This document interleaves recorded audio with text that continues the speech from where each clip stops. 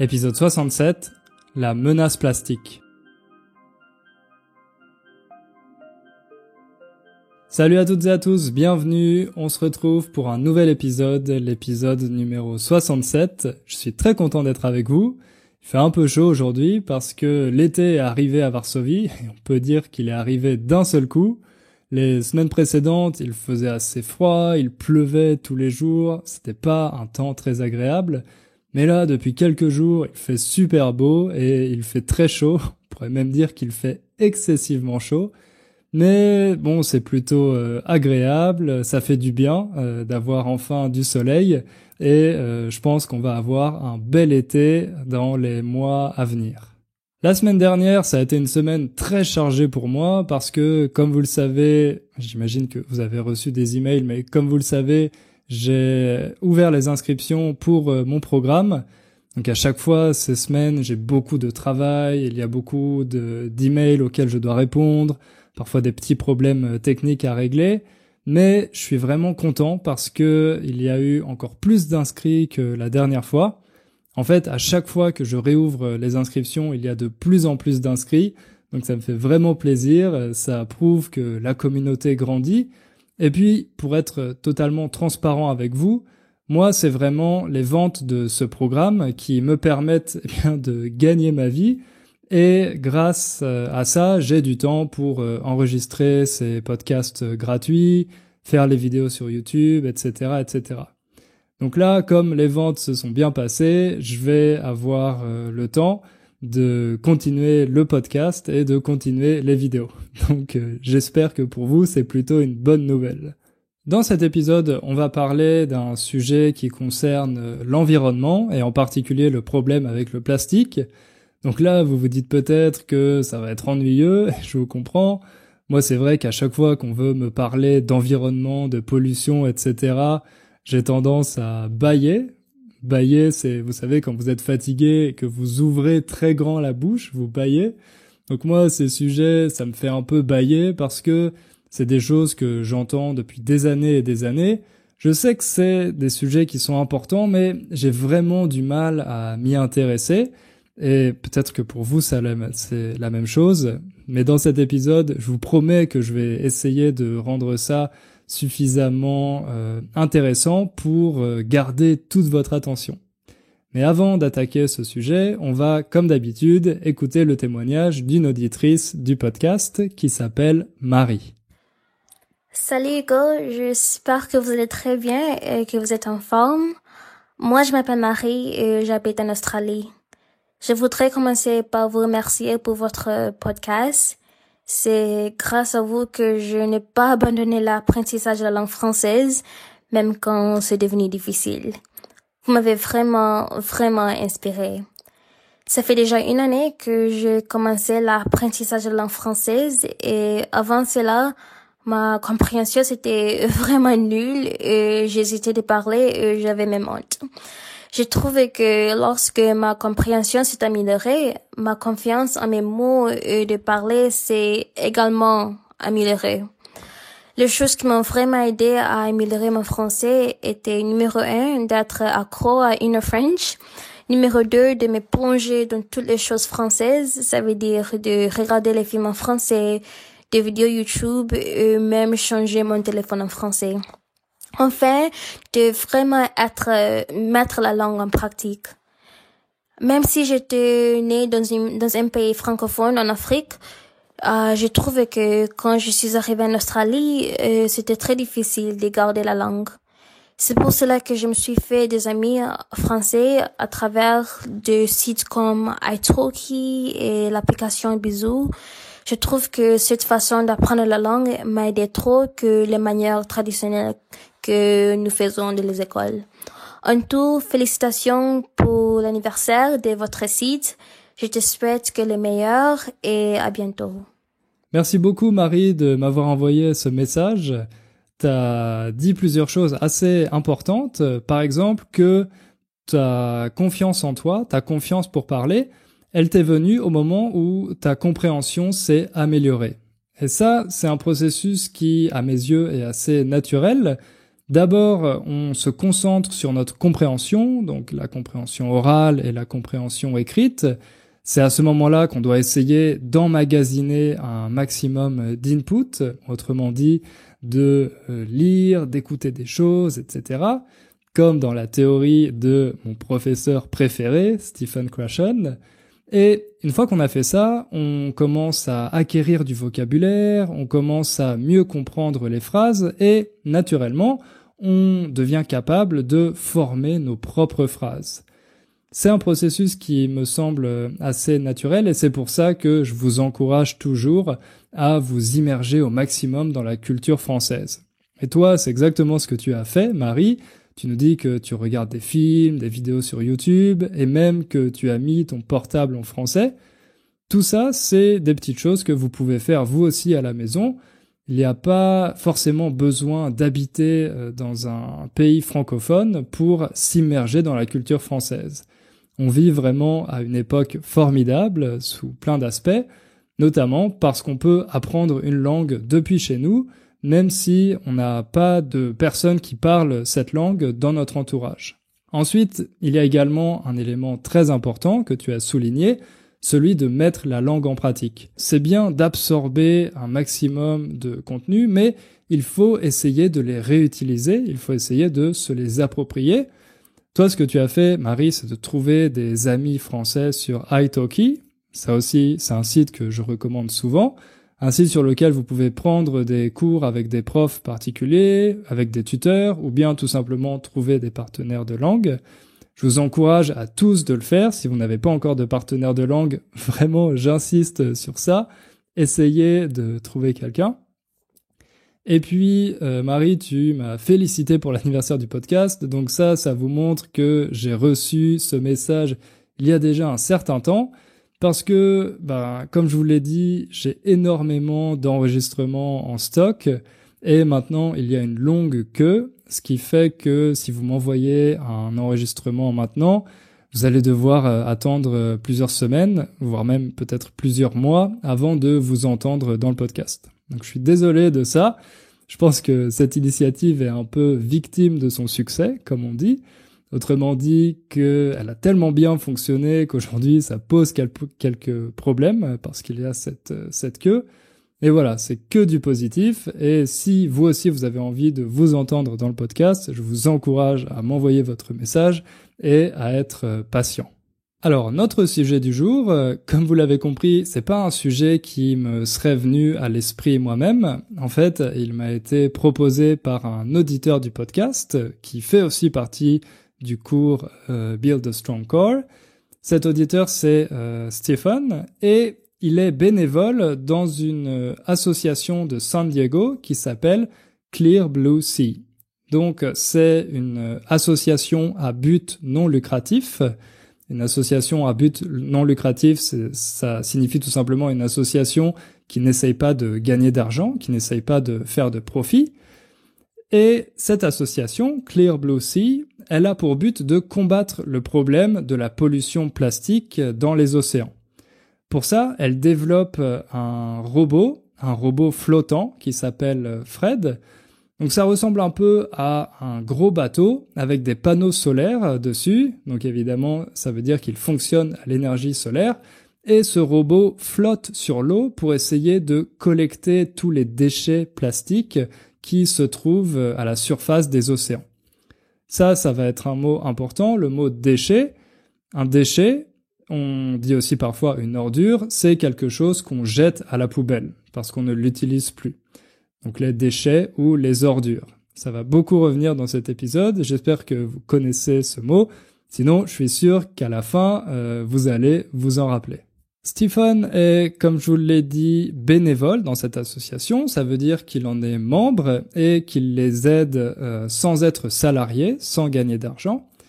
Il m'a envoyé un email pour m'en parler un peu et pour me suggérer quelques articles et quelques vidéos à regarder. Et je me suis dit que ça serait une opportunité parfaite pour moi d'en apprendre plus sur ce problème et de partager toutes ces informations avec vous. Je pense que c'est un sujet intéressant parce que, par exemple, vous savez que je suis vegan et une des raisons pour lesquelles je suis vegan, c'est pour sauver les animaux. Par contre, je suis pas très attentif à toutes ces questions qui concernent la pollution et notamment la pollution plastique. Ce qui est un peu paradoxal parce que le plastique est responsable de la mort d'énormément d'animaux, notamment, comme vous l'avez deviné, les animaux marins, les animaux qui vivent dans les océans. Moi et ma copine, chaque semaine, on a 2 énormes poubelles qu'on doit sortir, 2 énormes poubelles qui sont remplies de déchets. Je dois dire que je me sens assez coupable à cause de ça, notamment quand je regarde des vidéos sur TED, vous savez, les fameux TED Talks, où on voit parfois des partisans d'un mode de vie zero waste, zéro déchet, et ces personnes arrivent sur scène pour faire la présentation avec un petit pot dans lequel il y a l'ensemble de leurs déchets pour l'année. Alors moi, ça me semble toujours extraordinaire parce que chaque semaine, j'ai 2 énormes poubelles d'environ 60 litres de déchets et ces personnes, en un an, elles accumulent tout simplement un petit pot de déchets, pas plus. Ça veut dire qu'elles ont trouvé des alternatives pour consommer moins et en tout cas pour produire moins de déchets. Donc moi, je suis pas du tout capable de faire ça et j'ai de plus en plus ce sentiment de culpabilité, je me sens coupable. Néanmoins, c'est un sentiment qui est pas encore assez fort pour me faire changer mes habitudes. Alors je me suis dit que j'allais me pencher sur ce problème pour faire cet épisode et comprendre pourquoi le plastique est si dangereux pour notre planète.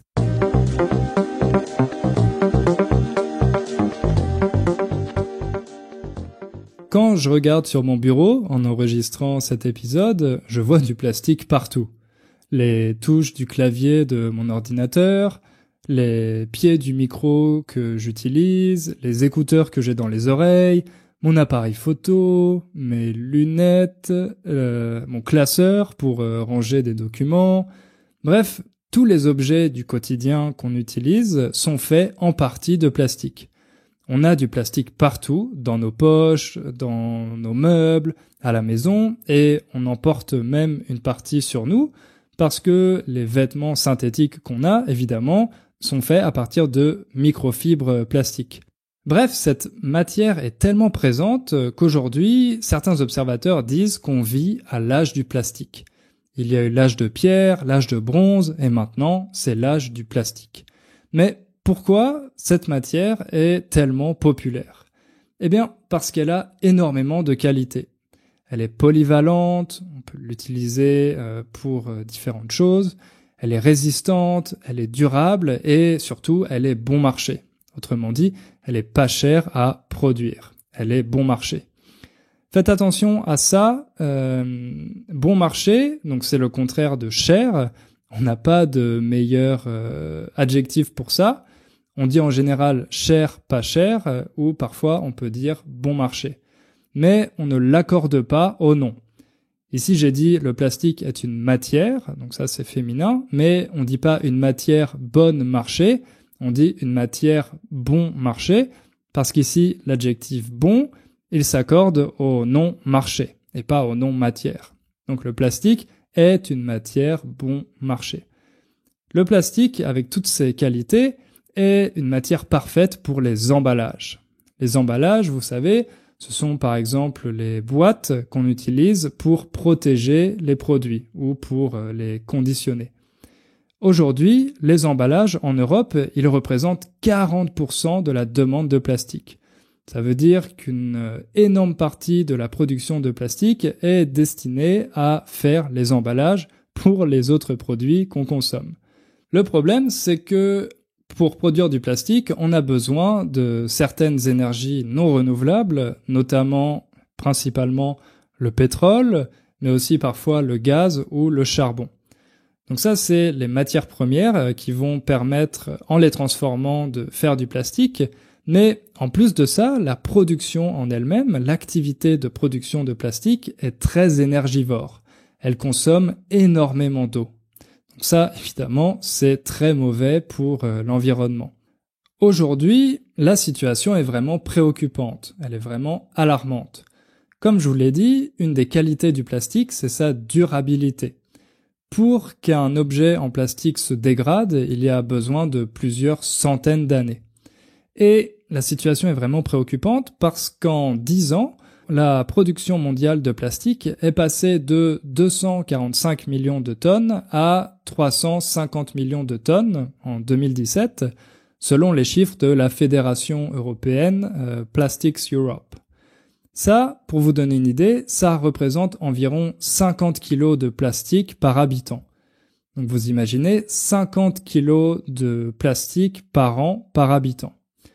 Bon, il faut toujours faire attention avec ce genre de données, les données macroéconomiques, parce qu'elles sont faites en compilant différentes sources, donc parfois il y a une marge d'erreur qui est assez importante. Mais bon, c'est simplement pour vous donner un ordre d'idée de ce que la production annuelle de plastique représente aujourd'hui. Et ça, c'est pas étonnant quand on sait qu'un sac plastique, par exemple, est utilisé en moyenne 20 minutes avant de finir à la poubelle. C'est tellement pas cher de produire un sac plastique qu'on en produit des tonnes, on les utilise quelques minutes pour rapporter ses courses à la maison, et puis ensuite on le jette, parce que de toute façon, ça ne coûte rien à produire, et pendant longtemps, les supermarchés les donnaient gratuitement. Aujourd'hui, c'est plus le cas, en tout cas, je sais qu'en France, c'est plus le cas, ni en Pologne d'ailleurs. Si vous voulez un sac au supermarché, il faut l'acheter. Mais malgré ça, c'est vrai que le prix reste dérisoire. Il reste vraiment très faible. Ce qui est assez alarmant, c'est que la production de plastique va peut-être, selon certaines projections, tripler d'ici 2050. Elle va être multipliée par 3. Tout simplement parce que cette production de plastique, elle va de pair avec le développement économique. Ça, c'est une bonne expression. Aller de pair avec quelque chose, ça veut dire que deux tendances vont dans la même direction, qu'elles vont ensemble. La production de plastique va de pair avec le développement économique parce que plus une société se développe économiquement, plus les habitants vont consommer du plastique sous une forme ou une autre. Bref, aujourd'hui, beaucoup d'écologistes disent que la menace que représente le plastique est aussi sérieuse que celle du réchauffement climatique. Donc ils essayent d'alarmer l'opinion publique sur les dangers de cette production et cette consommation excessive de plastique.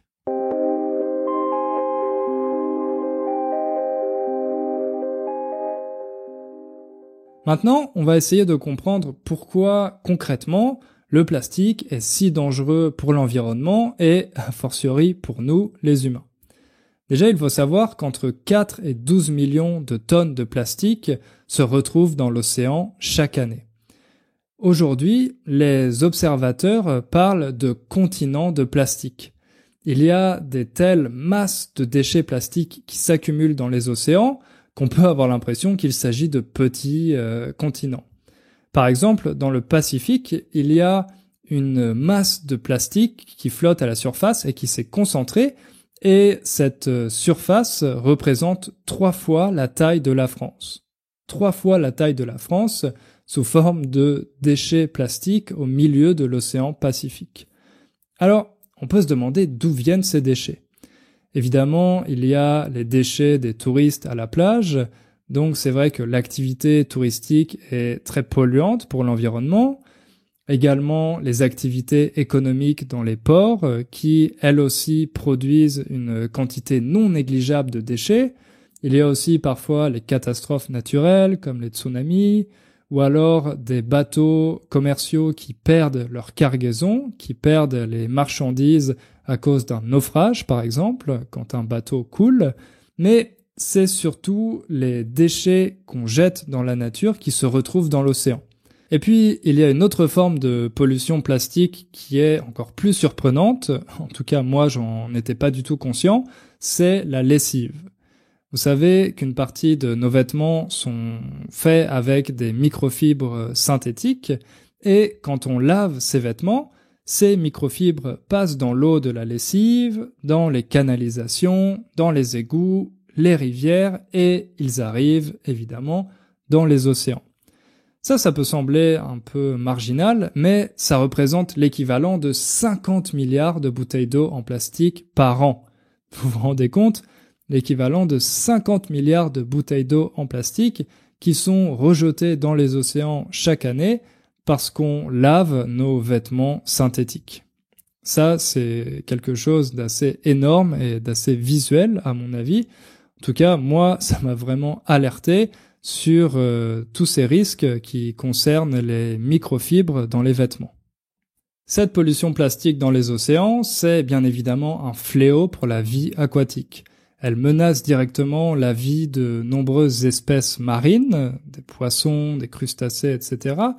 Parce qu'au fur et à mesure des années, ces déchets plastiques sont cassés par les vagues, par l'océan, ils sont divisés et ils sont d'une taille de plus en plus petite, ce qui fait qu'ils peuvent ressembler, pour certains poissons, à de la nourriture. Et les poissons mangent ces petits morceaux de plastique et s'empoisonnent à cause de ça. Ce que certains scientifiques ont découvert il y a quelques années, c'est que ça ne menace pas seulement les poissons, mais ça nous menace nous directement, les humains. Parce que ces poissons qui mangent ces petits morceaux de plastique, ils sont parfois au début de la chaîne alimentaire, ensuite ils sont mangés par d'autres poissons plus gros, et à la fin de la chaîne alimentaire, il y a nous, les humains, qui mangeons ces poissons, qui ont dans leur estomac des petits morceaux de plastique ou en tout cas des microparticules de plastique. Donc ces poissons se retrouvent dans nos assiettes. Enfin, pas pour tout le monde, pas pour les végétariens ni les végétaliens. Voilà, je fais encore un petit peu de pub pour le véganisme, comme d'habitude, mais voilà, moi je mange pas de poisson, donc je suis pas directement concerné par ce danger. Le problème, c'est qu'on ignore encore aujourd'hui les effets de cette consommation de plastique sur la santé. Il n'y a pas vraiment d'études pour analyser les effets à long terme de cette consommation de plastique. Je vous ai dit que les végétariens et les végétaliens sont pas directement touchés par ça, mais même nous, qui ne mangeons pas de poisson, on peut avoir une consommation de plastique parce que les aliments qu'on mange sont emballés dans du plastique, donc on retrouve souvent des traces de ce plastique dans cette nourriture. Heureusement, aujourd'hui, il y a de nombreuses organisations qui ont pris conscience de ce problème et qui essayent de le combattre, même si, a priori, ça peut sembler impossible de nettoyer les océans. Les océans représentent des surfaces immenses et mouvantes, des surfaces qui bougent avec les différents courants. Je ne sais pas si vous avez déjà essayé d'attraper un petit objet qui flotte dans l'eau, mais c'est quelque chose d'assez difficile à faire. Et parmi ces personnes qui essayent de lutter contre cette pollution plastique, il y a le néerlandais Boyan Slat. Il est très jeune et quand il était encore au lycée, il est parti faire de la plongée en Grèce et là il s'est rendu compte de l'ampleur de cette pollution plastique et il a décidé d'essayer de faire quelque chose pour changer ça. Donc un peu plus tard, il a lancé un projet qui s'appelle The Ocean Cleanup quand il était encore au lycée et à travers ce projet, il a réussi à lever plusieurs millions d'euros, autrement dit à collecter plusieurs millions d'euros pour construire une machine qui serait capable de collecter ces déchets plastiques à la surface des océans. Cette machine qu'il a imaginée avec son équipe, c'est en fait une espèce d'énorme barrière flottante en forme de U qu'on pose sur l'océan et qui permet de collecter ces déchets plastiques. C'est assez intelligent parce que contrairement à toutes les autres machines qui avaient été imaginées jusque-là, ici c'est pas quelque chose qui se déplace avec un moteur pour nettoyer les océans, c'est quelque chose qui flotte et qui, avec la force du vent et surtout des courants, peut collecter ces déchets. Donc ça, je trouve que c'est un projet très inspirant, c'est une très belle initiative. Je vous invite à aller regarder les vidéos de Boyan Slat parce que quand il parle de ce problème, on voit qu'il est vraiment passionné et qu'il a vraiment envie de changer quelque chose. Il a une énergie très communicative et on a vraiment envie de l'aider.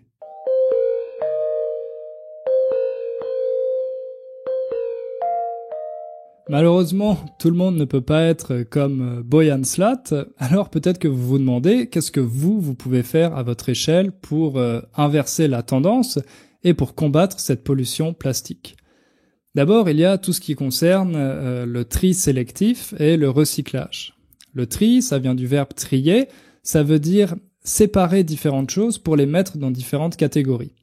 Et quand on parle du tri sélectif, ça veut dire qu'on met les déchets dans différentes poubelles pour qu'ils puissent être recyclés. Le plastique avec le plastique, le verre avec le verre, le carton avec le carton, etc., etc. Ça, c'est quelque chose qui est de plus en plus ancré dans les mentalités, quelque chose qui devient naturel parce qu'il y a eu beaucoup d'éducation sur ce sujet.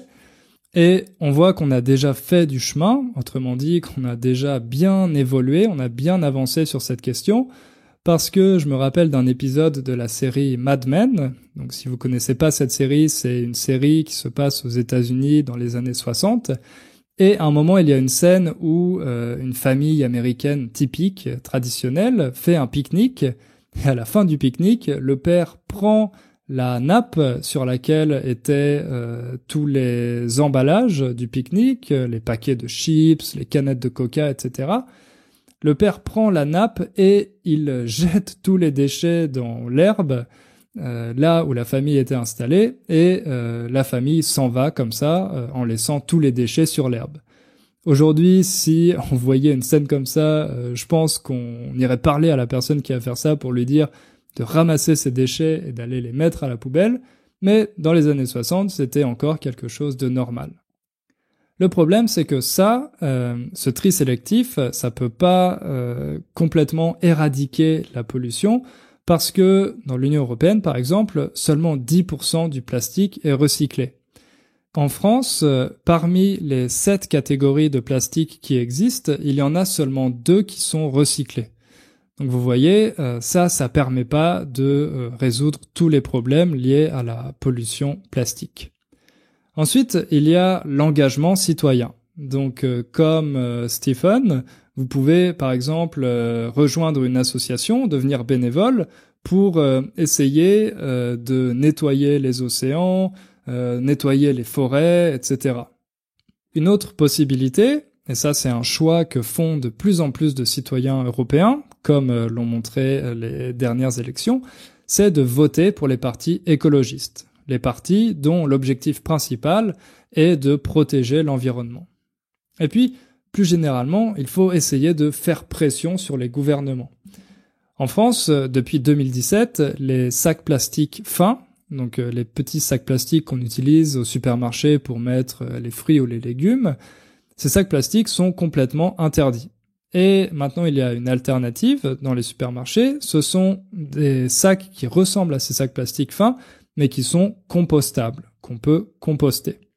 Et puis, une autre avancée importante qui a eu lieu à la fin du mois de mars 2019, c'est l'adoption par le Parlement européen d'une loi pour interdire complètement les produits en plastique à usage unique à partir de 2021. Donc ces produits en plastique à usage unique, ça veut dire qu'on les utilise une seule fois. Par exemple, les cotons-tiges. Un coton-tige, c'est un petit bâton dont les extrémités sont recouvertes de coton, qu'on utilise pour se nettoyer les oreilles, mais aussi les pailles. Une paille, c'est un tube fin qu'on utilise pour boire quelque chose.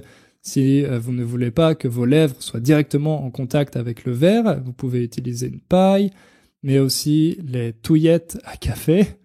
Une touillette, c'est comme un petit bâton de plastique qu'on utilise pour touiller, pour remuer son café, pour le mélanger par exemple avec le sucre. Et puis également tous les couverts jetables, les fourchettes, les couteaux, les assiettes, toutes ces choses qui sont en plastique qu'on utilise une fois pour manger et qu'ensuite on jette à la poubelle. Donc tous ces objets vont être interdits dans les pays membres de l'Union européenne à partir de 2021.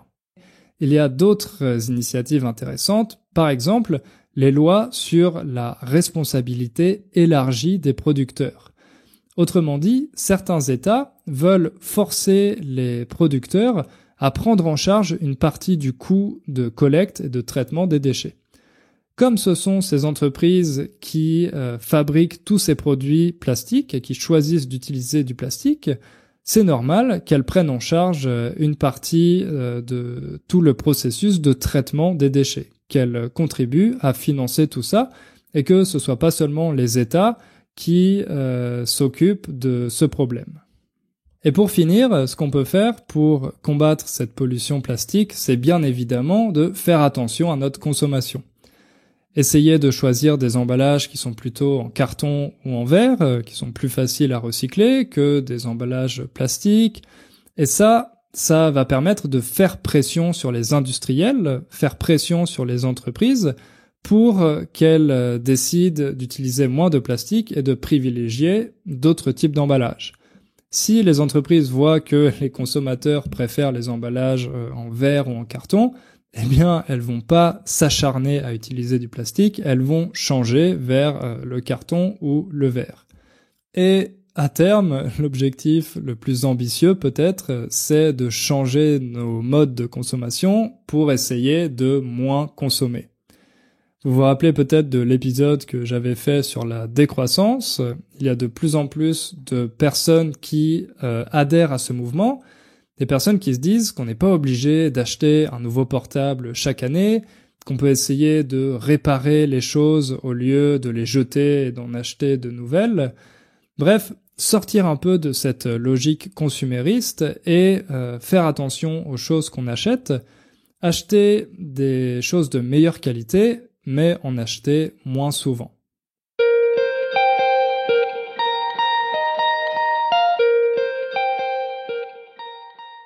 Il y a quelques jours, j'ai eu une discussion assez animée avec un de mes amis, et c'est en partie cette discussion qui m'a poussé à faire cet épisode. On se demandait si changer quelque chose à notre échelle, ça pouvait vraiment avoir un impact. Le point de vue de mon ami, c'était de dire « Bon, ça sert à rien, tout ça, ça ne va rien changer, on peut pas avoir d'impact, nous, à notre niveau ».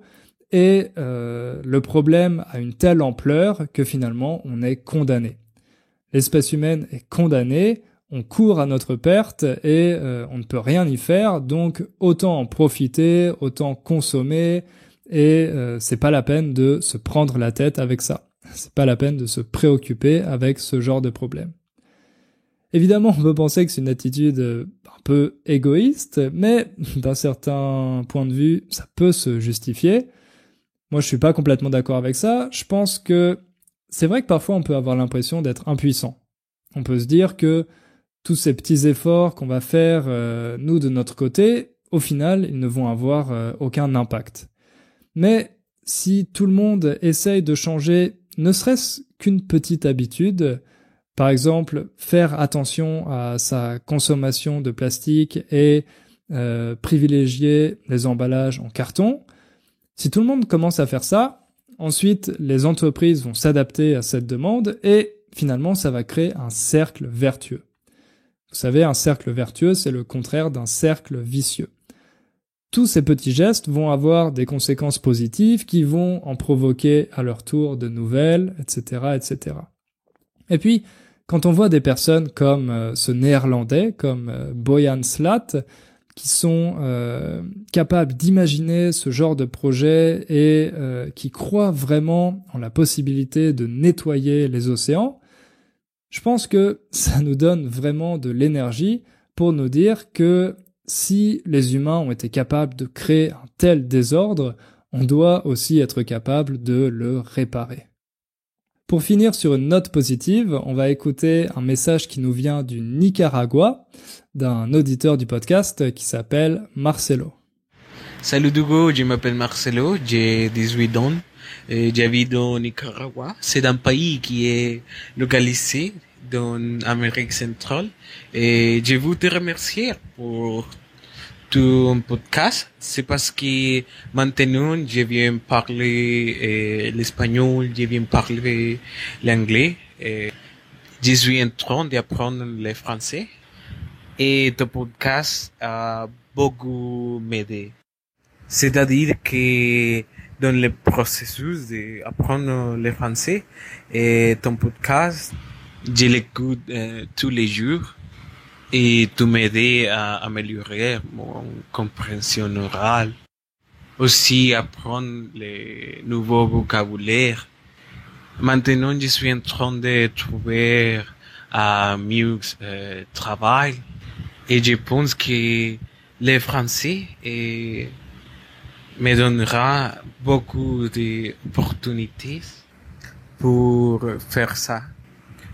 Quand j'étais petit, j'avais beaucoup de problèmes économiques et heureusement, j'ai surmonté cet obstacle quand j'ai appris à parler anglais.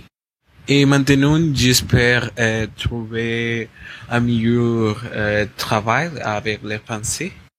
Et je peux dire que ça ne sera possible sans ton podcast. Et voilà, c'est mon histoire.